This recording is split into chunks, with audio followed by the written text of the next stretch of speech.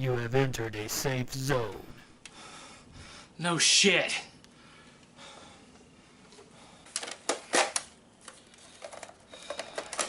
Yo, Annie!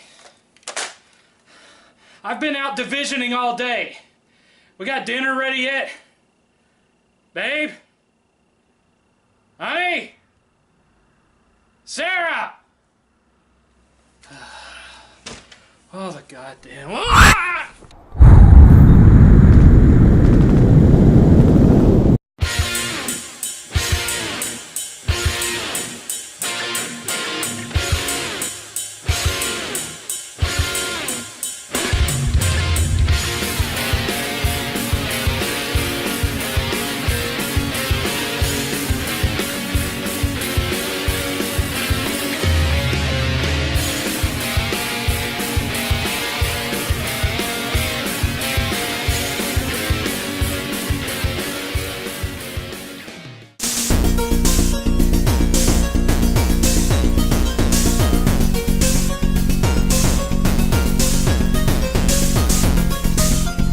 I'm gonna cut right to the chase. The Division is just another example of the shattered fresh hell we have to look forward to in modern gaming. An always online, forced co-op bore fest with more bugs than the $2 hooker's crab-infested bush. A rushed, completely derivative, vacuous title that steals its plot from old movies, its gameplay from old games, and the passion for gaming from my fucking soul. What can I say about the Division that I haven't already been saying about this shit for years? When your enjoyment of a game depends solely upon the quality of the players you're playing it with, you've got a real fucking problem. And believe me, while it's entirely possible to play these missions on your own, the developers definitely wanted you to play the whole game in co-op, but I'm getting a bit ahead of myself here. The Division takes place in a sort of post-apocalyptic New York. A terrorist infected the city with a modified form of smallpox, which is spread on Black Friday by smearing it on paper money. This should be your first red flag that the plot is half-assed, considering how this game takes place in the near future, and already the vast majority of buying these days is done via credit or debit card. But if we tried to rationalize every problem with the plot, this review would be longer than one of my podcasts. In short, thousands of people die, and the city of New York is taken over by a number of gangs and militias, all fighting for control of the big rotten apple.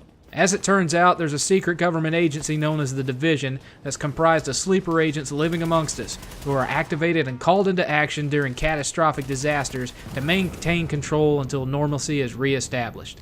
You play as one of these agents, sent in to take control back from the gangs and to track down the terrorist who caused all of this shit in the first place. You can think I'm exaggerating all you want, but there is not a single aspect of this game that didn't come from something else.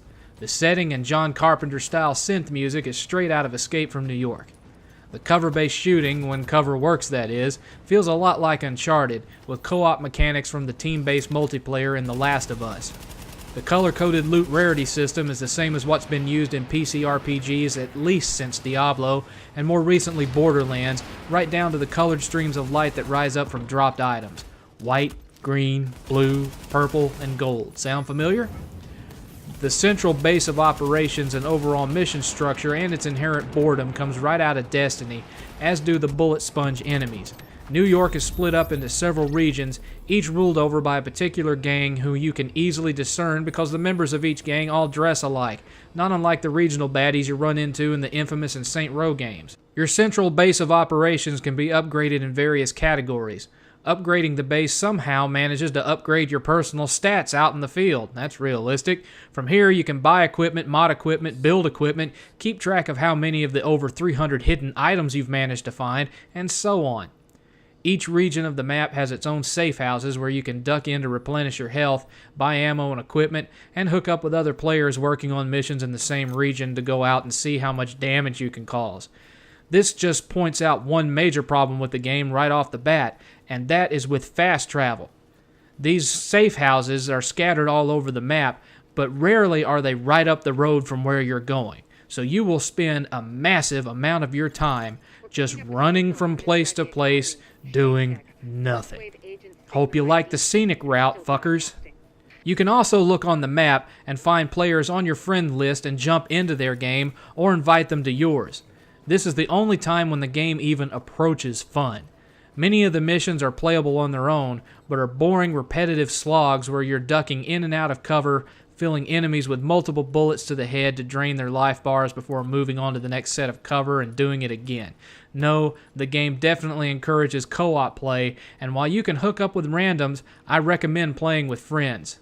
Shoutouts to Parzival, Got the Frag, my friend Mike, and my new kick-ass friends from Poland who made my time in the Division a lot closer to being bearable. Not only do the missions go by much faster in co-op, but if you're on a team with friends who have good gear and are generally on the same level as you and know what they're doing, the ease with which you can plow through these missions, even on hard mode, becomes a bit of a joke. So the fun, what little there is to be had, is found from you and your teammates joking and clowning around with the various bugs, glitches, and shitty AI, and even that only depends on whether or not everyone is wearing a headset. When playing with a good team, there's only two ways to encounter any real challenge. The challenge mode missions, which are only made harder by giving every enemy ridiculously large life bars with higher damage, or playing in the Dark Zone. The Dark Zone is a section in the middle of the map that hasn't been cleared yet from quarantine. It's isolated and cut off from everything else. You cannot fast travel in the Dark Zone, it uses different currency, and all the loot you find there is contaminated. So the only way to get it out and back to your base is to carry it to various drop locations on the map, where you can call in a chopper to come pick it up and take it to your base of operations. And of course, your contaminated item bag only holds 9 items at a time, and your stash box at your base of operations only holds 30 items at a time. So you're constantly having to zip in and out of the Dark Zone to clear out your stash box, which of course involves running all the way back to the Dark Zone access gate to get back to the main map because there's no fast travel, and that's assuming that you even survive to get your gear on a chopper, since the Dark Zone has its own experience level bar that's not capped at 30 like on the main map, so guys who have been playing nothing but Dark Zone with levels in the 50s and up can run in packs waiting for normal players to get stuck in their loading loot on the chopper animation before going rogue, shooting everyone to death, and stealing the loot. This and other factors makes the Dark Zone, the Division's answer to a lack of player versus player mode, into a griefer's paradise. For example, you instantly go rogue if you do any damage to another player. There are experience and money bonuses for killing rogue agents, not to mention trophies and or achievements, so some players intentionally will run in front of your line of sight while you're shooting at a boss, which of course causes you to go rogue when you shoot them. They then all surround you, kill you, and take your loot, along with a nice money and experience bonus.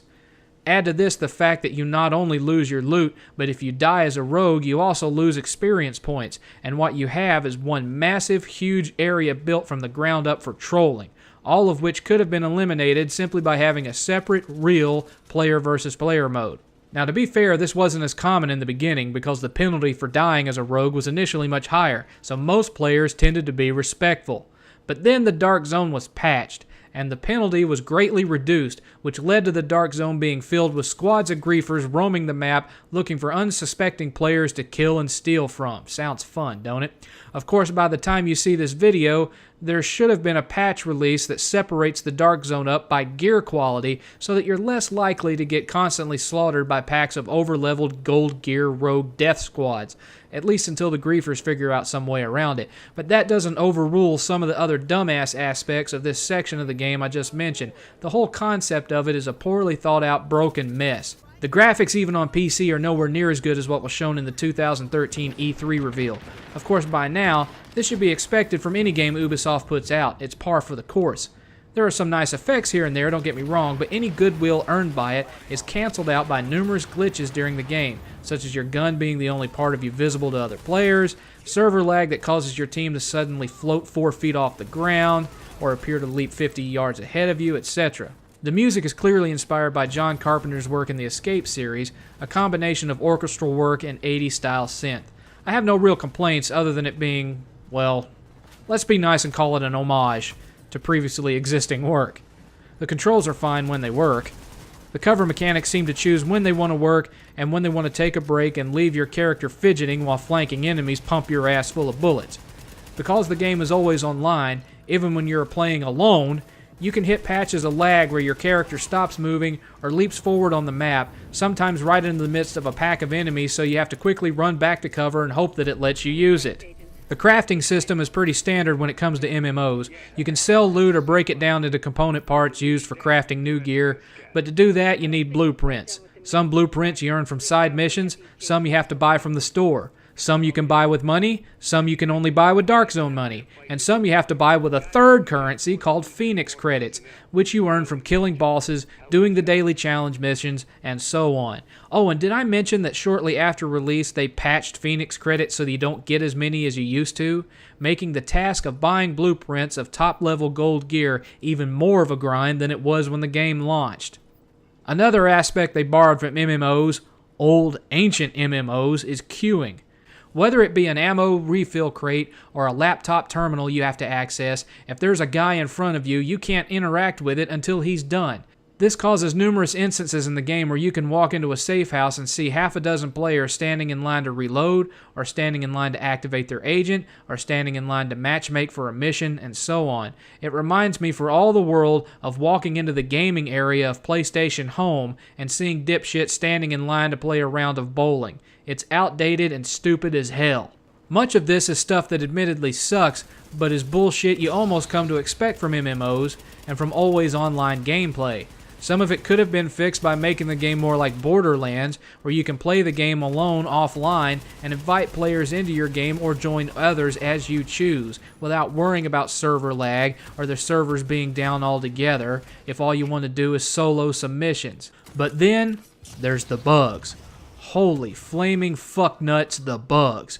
True, some early bugs helped players advance faster in the game, like mini bosses that respawned so that you and your team could kill them over and over again to farm Phoenix credit and gold gear drops, but most of the bugs are of another nature entirely, like the aforementioned invisible players, where all you can see is their gun bobbing around in the air, or enemies that get blown inside walls, so their havoc-physic legs stick out from said wall, flopping back and forth like giant limp dicks.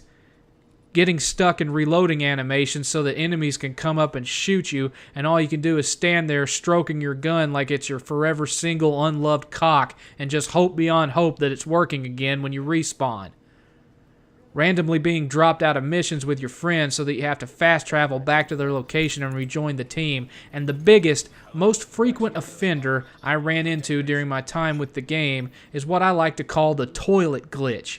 That's where you randomly fall through the floor like you're a turd the game is flushing out of the map and into an almost bottomless white abyss, where you collapse several times on the ground before dying and respawning outside the level, forcing you to run all the way back to where you were before and hope that you don't... Nope, I fell in again and again. Yep, same spot. God, I hope my team gets to a checkpoint so I can fast travel further. Nope, same spot. Fuck! Whoa. Hey, honey. What are you doing down there? Hello to you too, darling. It glitched again. Could you toss me down a rope or something? What's the magic word? Now! Well, you're not getting any help with that attitude. Bye, honey. Trank mode. Trank mode engaged.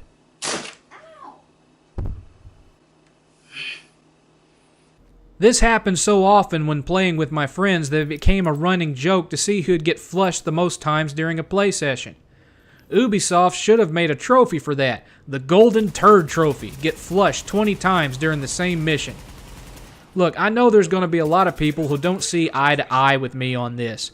If you have a high tolerance for bugs, glitches, and griefers, and you loved the hell out of some Destiny, and you don't mind shelling out $60 for a game that won't be worth shit when the servers go down, which they already do every time Ubisoft decides to change the slightest little thing, no single-player farming for you, sir, then this game is for you. But if you hated Destiny because it was boring as fuck and had a shitty, barely there story, if you can't stand glitches that break the already wafer-thin immersion, if you're like me and don't want to pay $60 for a game you won't be able to play 10 years down the road when the servers are long dead and gone, then this is a game that you should avoid. The Division gets a 4 out of 7.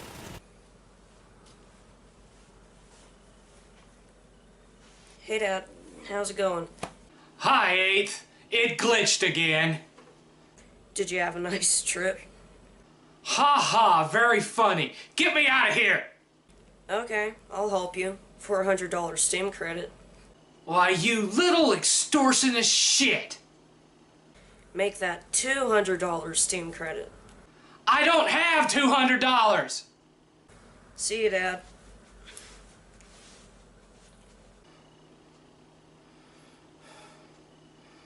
There's only one thing left to do. Gamers out. Alright, let's see what's good. Hey, Seven, what's up? Hey man, just got a quick question for you. Alright. What can you give me for this piece of crap? Let's find out. Let's find out. How's it been going today? Pretty good. $30 store credit, 20 cash. $30 store credit? Sold.